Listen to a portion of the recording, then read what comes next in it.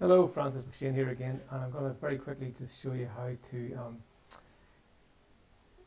use this new feature of Window Plus, which allows you to open opening lights. So we'll create a window here with an opening light. You'll see you get an extra box here which lets you open the window, and it does it by opening. You enter a number which represents the fraction open the window will be, and it goes from 0 to 1.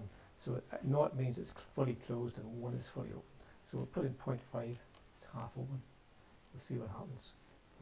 There you go. You have a window that is half open.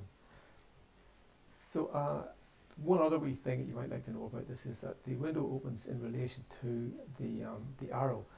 So if we, I'll pop that through the wall first of all. So I'll cut the opening. It's only a 300 wall, that's right. Otherwise, well, that's good. So now you can see through the wall, which is good. And we'll change the arrow. Now this might look a bit strange at first. We don't want text, just want arrows. And we do want arrows, yeah. And we'll make it an up arrow. We do want to edit again because I want to open it. That much, and there you go.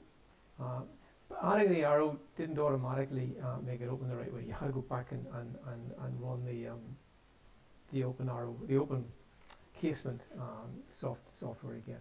But as you can see, it does it. Once you've got your arrow in, it opens it in the direction of the arrow. So I hope you find that useful. I'm hoping that'll appeal particularly to visualizers, you know, where maybe people doing interior design, that kind of thing. So thanks for watching. Bye bye.